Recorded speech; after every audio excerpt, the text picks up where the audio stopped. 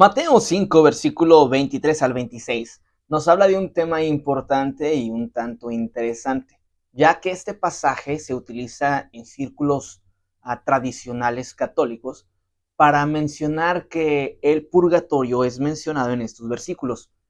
Y me gustaría explicarlo para que tú tuvieras un poco más de información y que viéramos a la luz de la Biblia y de su contexto lo que este pasaje está hablando.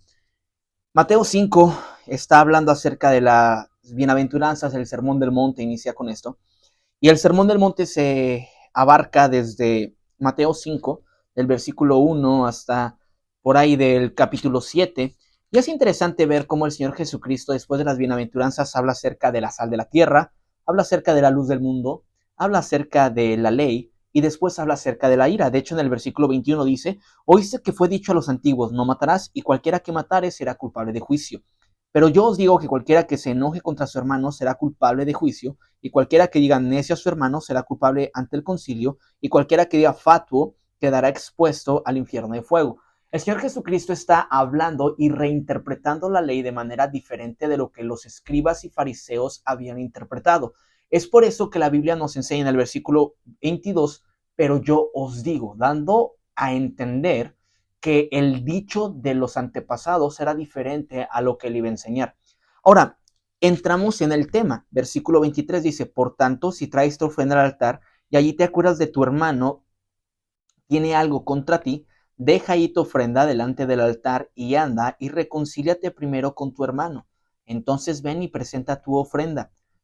Ponte de acuerdo con tu adversario pronto, entre tanto que estás con él en el camino. No sea que el adversario te entregue al juez y el juez al alguacil y seas echado en la cárcel. De cierto te digo que no saldrás de allí hasta que pagues el último cuadrante. En este pasaje vemos algo interesante y vemos que el Señor Jesucristo menciona que si yo tengo algo en contra de otra persona y a la hora de yo traer mi ofrenda, en este caso la Biblia está haciendo referencia a las fiestas de los judíos que traían al templo. Y dice la Biblia aquí que si una persona venía y traía su ofrenda y se acordaba que tenía algún problema con su hermano, fuera a arreglarlo antes de traer su ofrenda. Y el versículo 24 dice, ah, anda, reconcíliate primero con tu hermano, entonces ven y presenta su ofrenda. Versículo 25, ponte de acuerdo con tu adversario pronto. En este pasaje empezamos a ver algo interesante y vemos aquí que en este caso ya no es un hermano, sino es un adversario. Una persona a la cual yo veo como enemigo o me ve esta persona a mí como enemigo. Y la Biblia nos enseña, dice, ponte de acuerdo con tu adversario entre tanto que estás con él en el camino, no sea que el adversario te entregue al juez y el juez al alguacil y seas echado en la cárcel.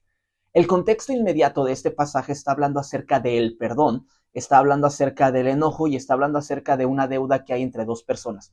Podemos entender que en este contexto no está hablando de algo espiritual. El problema de entender y pensar que aquí se nos habla acerca del purgatorio es que muchas personas interpretan, basándose en el versículo 22, donde se habla del infierno, diciendo que el adversario no va a echar a la persona en la cárcel, sino lo va a echar en el mismo infierno.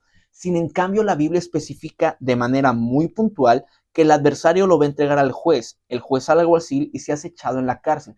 Está hablando acerca de una manera donde se pagaban las deudas. ¿De qué manera se pagaba la deuda? Si yo debía algo a alguien, había hecho algo el cual merecía un juicio para mí, se me iba a encarcelar y se me iba a dejar en la cárcel hasta que pagara la deuda de manera completa.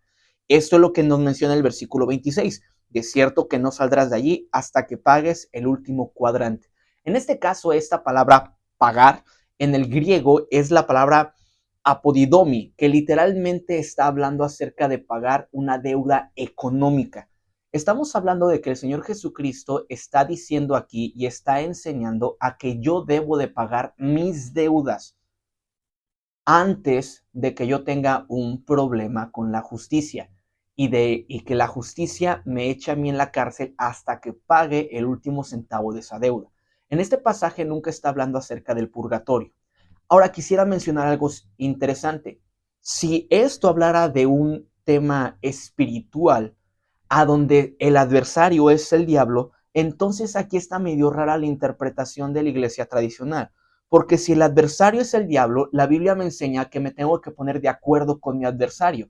quiere decir que tendría que ponerme de acuerdo con el diablo o con los demonios. Y esto es algo completamente diferente a lo que la Biblia enseña. Y es interesante porque la Biblia enseña que una vez que se ha echado a esta persona en la cárcel, no va a salir de allí hasta que pague el último cuadrante.